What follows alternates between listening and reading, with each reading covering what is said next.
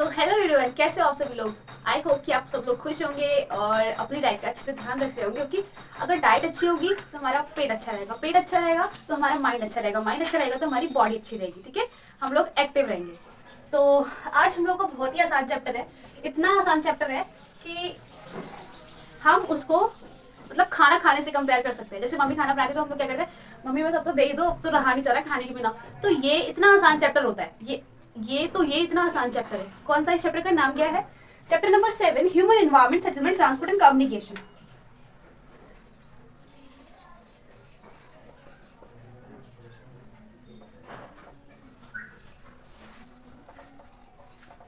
जैसे कि आप लोग पता है, पहले हम लोग क्या करते हैं, चैप्टर का नेम डिस्कस करते हैं, क्योंकि चैप्टर का नेम बहुत ही ज्यादा मतलब इंपॉर्टेंट होता है। और मेरे ख्याल से सभी को चैप्टर का नेम फर्स्ट डिस्कस करना चाहिए। इससे ये तो पता चलता है कि हम चैप्टर में क्या पढ़ने वाले हैं। Settlement, transport and communication. ठीक है, तो आज हमारा जो चैप्टर है उसमें कुछ लिखना नहीं है ज्यादा, बस समझाना है, सिर्फ बोलना है। ठीक है, मेरे को बोलना है और आप लोगों को सुनना है। तो first of all let me tell you कि ये जो सीरीज है,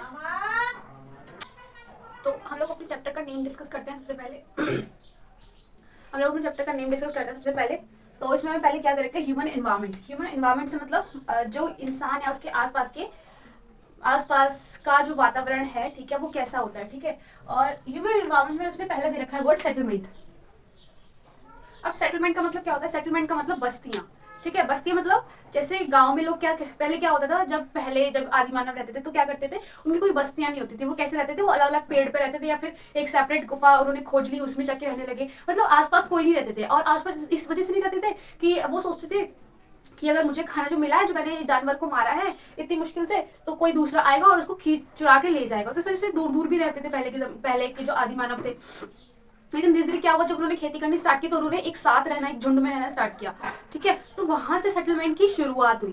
जब सेटलमेंट की शुरुआत हुई तो इतनी छोटे छोटे जगह, इतनी छोटी छोटी सेटलमेंट से, छोटी छोटी बस्तियों से लेकर फिर आज के टाइम पे सिटी और स्टेट जैसी चीजों का निर्माण हुआ। ठीक है, सिटी भी एक तरीके का सिटी भी एक तरीके का बस्ती कह सकते हैं हम, क्योंकि वहाँ पे बहुत सारे लोग एक साथ रहते हैं।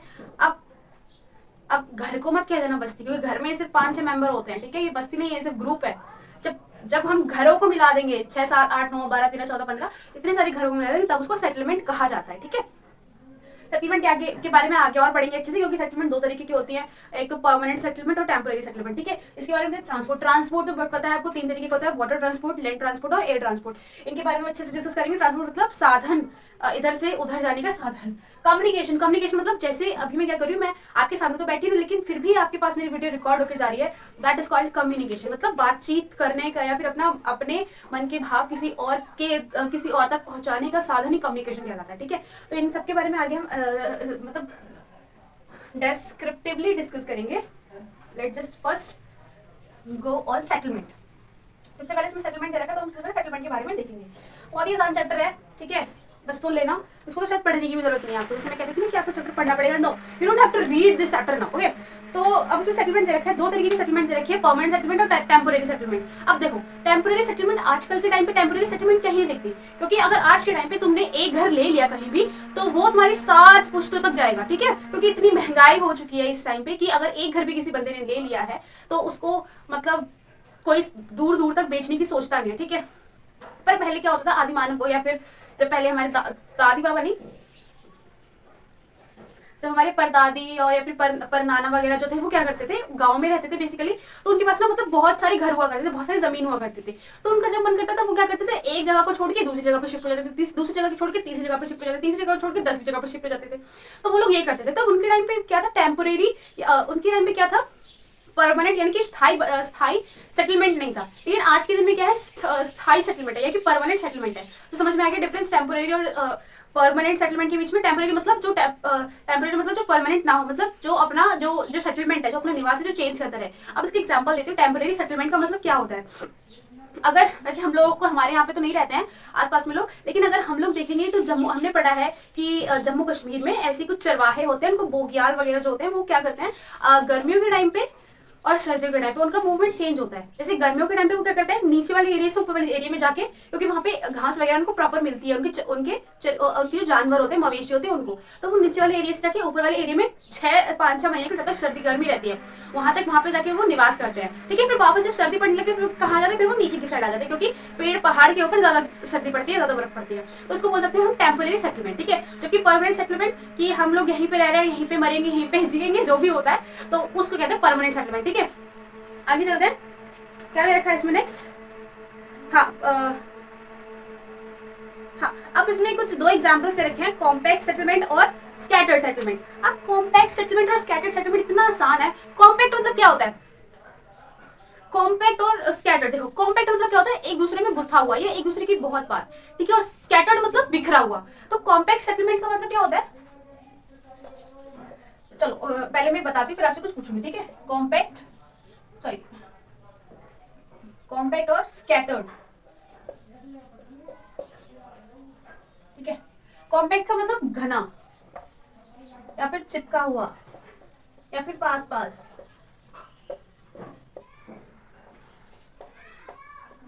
जबकि स्कैटर्ड का मतलब बिखरा हुआ। ठीक है,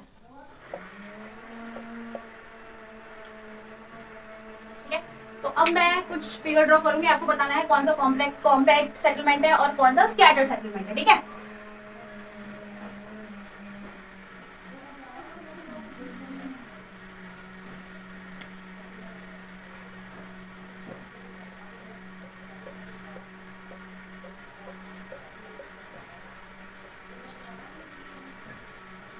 तो अब मुझे बताओ, ये जो बिंदी है वो क्या शो कर रही है, एक घर को शो कर रही है। ठीक है, तो इसमें एक जो बिंदी होगी, मतलब ये वाला कौन सा सेटलमेंट है और ये वाला कौन सा सेटलमेंट है, तो हमें देखने से पता चल रहा है ये वाला स्कैटर्ड सेटलमेंट है और ये वाला कॉम्पैक्ट सेटलमेंट है। तो जो कॉम्पैक्ट सेटलमेंट है वो हमें ज्यादातर कहाँ देखने को मिलती है, सिटी और अर्बन एरियाज में। वाइल जो स्कैटर्ड सेटलमेंट है ये हमें पर्वत पहाड़ जैसे मैदानों पे या फिर रेगिस्तान जैसे एरिया में देखने को मिलते हैं। ठीक है, तो ये था इसके बारे में।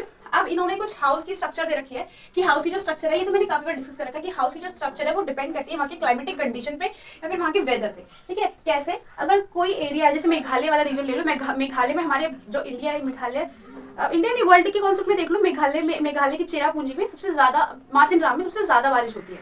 ठीक है, तो वहाँ के घर कैसे बनाएंगे, अगर वहाँ के घर दिल्ली जैसे बनाने लगे तो उनके घर में तो रोज पानी भरेगा और उनकी रोज छत से पानी टप टप टप टपकेगा। ठीक है, तो वहाँ के जो घर होते हैं कैसे होते हैं, कुछ इस तरीके के होते हैं। जैसे इनकी जो छत होती है, पहली बात उनकी छत इस तरीके की होती है कि पानी अगर जो भी बरसे, जैसे ये बादल है यहाँ से पानी बरस रहा है तो पानी सारा बह जाए, और जो घर होते हैं, ये घर स्टार्ट हुआ वो किस पे स्टैब्लिश होते हैं, बैम्बू पे। ठीक है, कि अगर ऐसे बाढ़ भी आ रही है तो पानी जैसे यहाँ से आया तो यहाँ से इनके बीच में से बह के निकल जाए और इनको कोई इम्पैक्ट ना पड़े इनके घरों को। तो ये मेघालय वाले रीजन के एरिया के घर है। और रेगिस्तान में कैसे घर बनाए जाते हैं, रेगिस्तान के जो घर होते हैं उनकी दीवारें इतनी मोटी मोटी होती है कि मतलब जो हीट हो रही है वो अंदर ना आ पाए। ठीक है, तो ऐसे हमारे यहाँ पे भी मतलब काफी पहले ऐसी दीवारें थी। बेसिकली मैंने 1-2 दीवारें देखी हैं बहुत ही मोटी मोटी, मतलब एक ईंट को इतना रख दो फिर उसके बाद 2 ईंटें, ऐसी कुछ इतनी मोटी मोटी दीवारें हुआ करती थी पहले के टाइम पे। पहले टाइम में कूलर पंखा तो था नहीं, तो इसी से लोग अपना काम चलाते थे। नेक्स्ट क्या रखा है इसमें, ट्रांसपोर्ट। अब देखो ट्रांसपोर्ट के साथ मैंने बताया था 3 ट्रांसपोर्ट बताया ना, हाँ ट्रांसपोर्ट बताया था, लैंड, एयर और वाटर ट्रांसपोर्ट। तो लैंड पहले हम ट्रांसपोर्ट लिख देते हैं। ट्रांसपोर्ट का पहला है लैंड,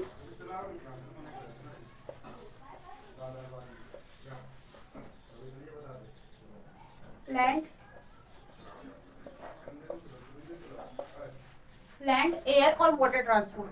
ठीक है, तो जो लैंड ट्रांसपोर्ट है इसके जो 2 फेमस है, एक तो रोड ट्रांसपोर्ट है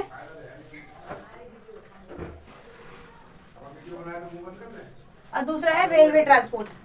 ठीक है, जबकि जो एयर ट्रांसपोर्ट है सिर्फ एक ही साधन है, जैसे कि एरोप्लेन, मतलब एयर का तो एक ही होगा ना, ये तो मीडियम होगा इसके, एरोप्लेन और हेलीकॉप्टर। और वाटर में 2 तरीके के हो सकते हैं, एक तो इनलैंड वाटर हो सकता है, इनलैंड वाटर ट्रांसपोर्ट जिसमें रिवर्स वगैरह आती है और रिवर्स ही आती है बेसिकली। ठीक है, जैसे कि हमारे यहाँ पे गंगा, ब्रह्मपुत्र, ठीक है ये वाली। और एक होता है ये तो जो बेसिकली वो जो सी वाला, ओशियन ट्रांसपोर्ट या फिर सी ट्रांसपोर्ट। ठीक है, तो अब इसके बारे में हम लोग डिस्कस करते हैं। तो लैंड ट्रांसपोर्ट में रोड ट्रांसपोर्ट और railway transport. Road transport extensively क्या कह सकते हैं, डेवलप हो जाता है, क्योंकि रोड को बनाने के लिए वैसे तो अगर हम इनको कंपेयर करेंगे रेलवे और रोड को, तो कौन सा बनाना ईजी है? रोड जो ट्रांसपोर्ट है उसको बनाना ईजी है, क्योंकि इसमें कम कंस्ट्रक्शन लगते हैं। लेकिन अगर हम रेलवे बनाने को लेकर चलते हैं तो रेलवे लाइन के लिए काफ़ी ज़्यादा पहले कंस्ट्रक्शन करो, वहाँ पे खोदो, प्लेन ज़मीन करो, फिर काफ़ी सारी प्रोसेस होती हैं, और फिर इसमें थोड़ा डेंजर भी ज़्यादा होता है। अगर पेड़ पहाड़ पर बनाएंगे, अगर पहाड़ पर हम लोग जाके रेलवे लाइन को डेवलप करना चाहते हैं तो बहुत ज़्यादा मुश्किल होती है, जबकि अगर रोड बनाएंगे तो इतना मुश्किल नहीं है कि जितना रेलवे लाइन को बिछाना है। जबकि अगर हम देखें कि किससे हमारा ट्रांसपोर्ट जो है वो इजीली हो जाता है, तो किससे हो पाएगा? रेलवे से हो पाएगा। और इससे क्या होगा, हमारे जो पैसे खर्च होते हैं, मतलब जो हमारा कार्गो शिपमेंट होता है या फिर जो हमारी मनी लगती है किस पे, किसी भी सामान को एक जगह से दूसरी जगह ले जाने में, वो किस में कम लगती है? रोड और रेलवे के कंपेयर में रेलवे में सबसे कम लगती है, क्योंकि जो डीजल होता है आजकल बहुत ज़्यादा महंगा हो गया है। तो अगर वो ट्रक उसको लेके भी जा रहा है, मान लो आलू जो है आजकल 10 रुपये किलो बिक रहा है, 100 का 10 किलो, तो ठीक है, इतना सस्ता आलू है। लेकिन अगर पेट्रोल डीजल के दाम देंगे तो 1 लीटर शायद मेरे ख्याल से 90 या 96-95 ऐसी कुछ होगा। तो सोचो, इतना तो आलू की जो कॉस्ट है वो नहीं निकल पा रही, जितना डीजल और पेट्रोल का जो मतलब जो मीडियम है, मतलब जो कॉस्ट है वो निकल के आ रही होगी। तो ये चीज़ें होती है, इस वजह से जो रेलवे है उसको ज़्यादा प्रीफर किया जाता है अगर ज़्यादा माल होता है किसी का इधर से उधर ट्रांसपोर्ट करने के लिए, और ईजिएस्ट वे है, फास्टेस्ट वे है, और कोई ज़्यादा लॉस भी नहीं होता रेलवे में। तो ये सारी चीज़ें। एयर जो है सबसे महंगा ट्रांसपोर्ट है किसी भी मीडियम को इधर से उधर ले जाने का, क्योंकि इसकी जो पेट्रोल या फिर जो भी इसमें डलता है, इसमें आई थिंक कैरोसिन डलता है, मुझे लिटरली ध्यान नहीं आ रहा, लेकिन जो भी इसमें डलता है, जो भी फ्यूल डलता है, तो वो क्या होता है, बहुत ही ज़्यादा महंगा होता है। तो इस वजह से अगर तुम मान लो 1 लाख की कोई चीज़ तुम्हें उसको ट्रांसशिप करना है इधर से उधर, तो तुम्हें इसका जो एक्सपेंस जो है वो किराया जो है कितना देना पड़ेगा? 1.5-2 लाख देना पड़ेगा। तो मतलब काफ़ी ज़्यादा महंगा पड़ जाता है एयर से। और एरोप्लेन, हेलीकॉप्टर, ये सारे मीडियम होते हैं जो एयर के द्वारा किए जाते हैं। वाटर में 2 आता है, एक तो इनलैंड आता है और एक ओशियन और सी वाला आता है। इनलैंड मतलब जैसे हमारे यहाँ पे छोटी छोटी रिवर्स जो होती है वो बेसिकली जाके कहाँ पे गिरती हैं? वो गिरती हैं बे ऑफ बंगाल में या फिर अरेबियन सी में। तो अगर हम क्या करें, मान लो हमें पता है कि जो कह सकते हैं इलाहाबाद को ले लो, क्योंकि इलाहाबाद तो बेसिकली वहीं संगम है गंगा और यमुना का। तो वहाँ से अगर हम अपना मान लो कोई शिप है, ज़्यादा बड़ा नहीं लेकिन छोटा सा शिप, अगर हम उसको ले जाएं, और अगर हमें कहाँ जाना है, बंगाल की खाड़ी में जाना है, ठीक है, तो हमें एक चीज़ करनी कि हमें कोई सामान है उसको कहीं लेके जाना है, ठीक है, मतलब मान लो दूसरे देश में लेके जाना है। तो एक तो मीडियम मेरे पास रोड का, ठीक है, एक तो एयर का और एक वाटर का। तो मैं कौन सा यूज़ करूँगी? मैं वाटर का यूज़ करूँगी, क्योंकि वाटर का बहुत ही ज़्यादा सस्ता पड़ता है हमें। तो हम क्या करेंगे, इनलैंड वाटर पे पहले जाएंगे, मतलब क्योंकि अगर रोड से लेके गए हम लोग समुद्र तक तब भी इतना किराया लगेगा, लेकिन अगर हम कोई रिवर पकड़ ली हमने जो ज़्यादा मतलब गहरी जिसमें शिप चल सकता हो, उसको पकड़ के हम अरेबिया सारे डायरेक्ट वे ऑफ बंगाल में चलेंगे तो ये सस्ता पड़ेगा। तो इस वजह से इनलैंड वाटर और ओशनिक वाटर ये बहुत ज़्यादा मतलब इंपॉर्टेंट होता है किसी भी शिपमेंट के लिए, क्योंकि इससे क्या होता है, हमारा जो एक्सपेंस होता है वो कम होता है, कार्गो जो होता है वो कम होता है, शिपमेंट जो होता है वो हमारा कम लगता है, ठीक है। तो ये है ट्रांसपोर्ट के बारे में। एक सबसे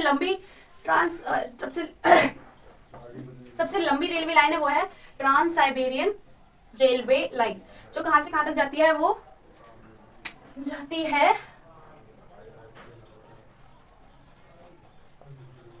व्लादिवोस्टॉक से जाती है सेंट पीटर्सबर्ग,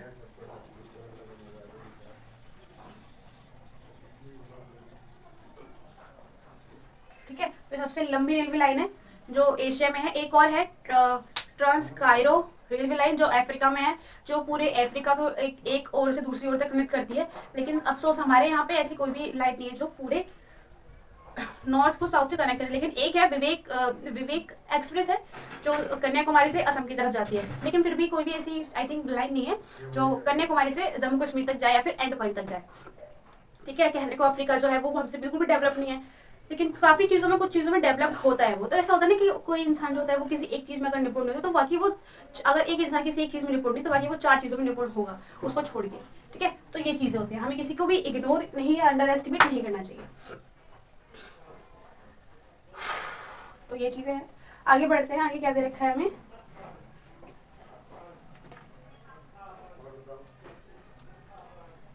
अच्छा, ये इसमें दे रखा है मेटल्ड और अनमेटल्ड रोड। मेटल्ड मतलब पक्की रोड है और अनमेटल्ड मतलब कच्ची रोड है। ये तो बहुत ही आसान है।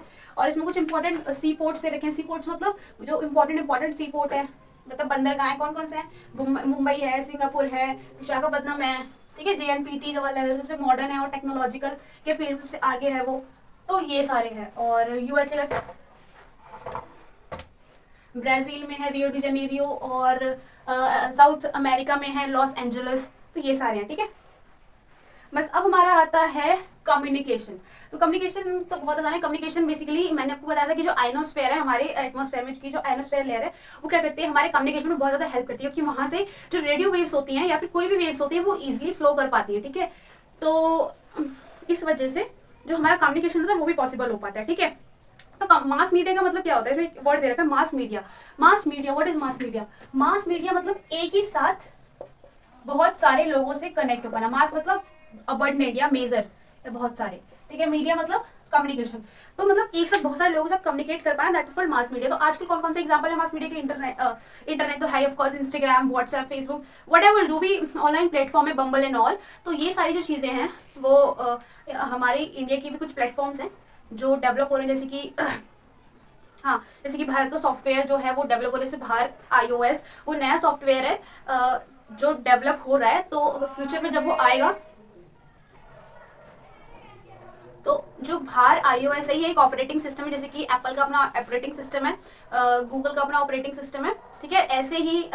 ऐसे ही हमारे इंडिया का बनने जा रहा है जो कि बाहर iOS है। तो कुछ सालों में या फिर 2-3 सालों में वो आपको नए जो मोबाइल फोन्स होंगे उसमें अपडेट जरूर मिलेगा या फिर वही सिस्टम मिलेगा हमारे में।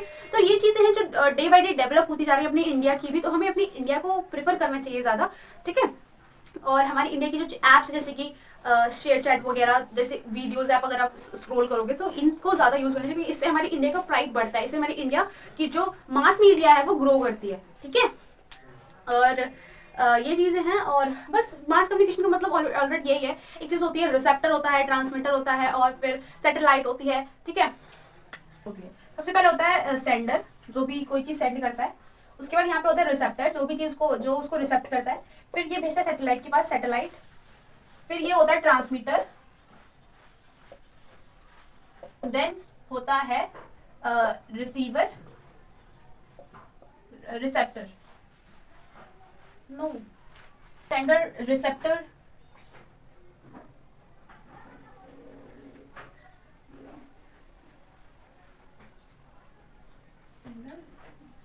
हाँ यहाँ पे होता है रिसेप्टर, सैटेलाइट, ट्रांसमीटर, और यहाँ पे होता है रिसीवर।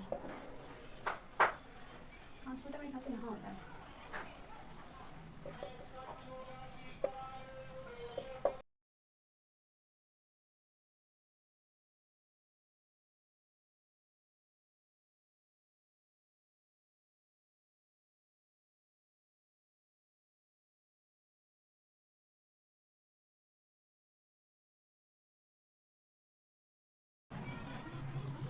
तो ये एक मेरी फ्रेंड है, ठीक है। इसका नाम कुछ भी ले लेते हैं हम, मान लो इसका नाम भी नेहा है, नेहा 1, और इसका नाम भी है नेहा, तो ये है नेहा 2। तो मेरी जो फ्रेंड है वो कहाँ है इस टाइम पे? लंदन में, ठीक है। तो उसने क्या किया, उसने मेरे को हाय या फिर हेलो लिख के भेजा, ठीक है। तो क्या होगा जब ये जो जाएगा, पहले क्या जाएगा, सेंडर नेहा 1 है यहाँ पे, तो क्या करेगा, एक रिसेप्टर डिवाइस होगा, ये जो खंभे पे लगे हुए होते हैं ना, जो खंभे लगे हुए होते हैं हमारे छत के ऊपर, हमने देखा होगा, रिसेप्टर होता है, रिसेप्ट करेगा, ट्रांसमिट करेगा, फिर सैटेलाइट के पास आएगा, सैटेलाइट से फिर कहाँ पे आएगा, रिसीवर के पास आएगा, रिसीवर के पास आके ये नेहा 2 है तो यहाँ पे ये कहेगी, अरे इस नेहा 1 ने मेरे को मैसेज कराया, मेरे को याद कराया, तो ये क्या करेगी, रिप्लाई करेगी, ये क्या करेगी, हेलो ये कहेगी हेलो नेहा 1, ठीक है। फिर ऐसे ही क्या होगा, प्रोसेस उल्टा हो जाएगा, यहाँ से हम ये नेहा 2 सेंडर बन जाएगी, ऐसे करके फिर ये रिसीवर बन जाएगी, ठीक है। तो ये प्रोसेस चलती है, और मतलब काफी सारी चीजें हैं जिससे हम कम्युनिकेट कर सकते हैं, ईमेल्स है, इंटरनेट है, बैंक का मतलब, और जो आजकल जो इंटरनेट है वो काफी सारे सेक्टर्स में बहुत ज़्यादा इनरोल करे, जैसे कि कोई भी चीज़ हो, मास मीडिया कि मास मीडिया एक ऐसी चीज़ हो गई, मतलब यहाँ से कोई भी इन्फॉर्मेशन उठाई जाती है, और जो मतलब जैसे कि आजकल क्या हो रहा है, सबसे ज़्यादा जो काम हो रहा है वो डाटा एनालिसिस का हो रहा है। डाटा एनालिसिस मतलब कोई भी, जैसे कि हमें क्या लेना है, हमें मान लो मैंने सर्च किया कि मेरे को एक मोबाइल फोन लेना नहीं, तो क्या होगा, मैंने बस बोला अपने फोन के आसपास, पर मेरा फोन क्या करेगा, उसको ट्रांसमिट करेगा, और मुझे 4-5 दिन तक मैं ले नहीं लूंगी, फिर उसके बाद तक मुझे मोबाइल फोन की रेट दिखाएगा और मुझे मोबाइल फोन दिखाएगा, ठीक है। तो ये क्या होता है, डाटा एनालिसिस होता है, या फिर जो मैं वीडियो ज़्यादा सर्च करती हूँ वो मेरे यूट्यूब चैनल पे दिखाएगा। तो ये क्या होता है, डाटा एनालिसिस होता है। क्यों इसको करने से कहा जाता है कि आज के फील्ड में, या जो आज के बाद आने वाला जो फील्ड है, सबसे ज़्यादा एक्सपर्ट वही बंदा होगा जो डाटा एनालिसिस जानता होगा, ठीक है। क्योंकि आज के बाद जो भी वर्क होगा वो डाटा पे डिपेंड करेगा। क्यों करेगा, क्योंकि आजकल सबके पास फोन है, और सभी लोग क्या करते हैं, ज़्यादातर ऑनलाइन चीज़ें यूज़ करते हैं, तो इस वजह से जो डाटा एनालिसिस है वो आगे आने वाले फ्यूचर में बहुत बड़ी फील्ड ग्रो करने वाला है, ठीक है। तो ये चीज़ें कम्युनिकेशन में हुआ। और यहाँ पे इसमें दे रखा है वर्ल्ड के मेजर सी पोर्ट्स और एयरपोर्ट्स से रखे हैं, वो पढ़ लेना, हम क्वेश्चन आंसर पे चलते हैं। What are the 4 means of transport? 4 means of transport बताओ कौन कौन से हैं? एयर, लैंड, ओ रेलवे, इन्होंने ऐसे पूछा, railway, road, waterways and airways, ठीक है। What do you understand by term settlement? Settlement का मतलब क्या होता है? मतलब ग्रुप ऑफ हाउसेज और group of, we can say that is called settlement. Which are the activity practice by rural people? Rural people की तरफ कौन सी एक्टिविटीज प्रैक्टिस की जाती हैं? क्या क्या करते हैं वो? चरगाह होते हैं, ठीक है, और मतलब खेती बाड़ी करते हैं। Mention any 2 merits of railway. Railway के 2 मेरिट बताओ। पहला, सबसे लॉन्ग रेलवे, लॉन्ग रूट के सबसे प्रीफर होता है, सामान कोई खराब नहीं होता और पैसों की जो लागत होती है वो कम होती है। What do you understand by communication? Communication का मतलब संचार का साधन या बातचीत करना। What is mass media?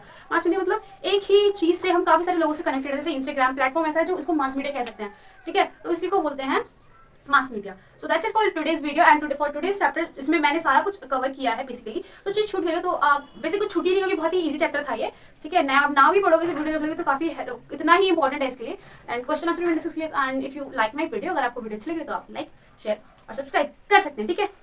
Thank you so much for watching the video, bye bye.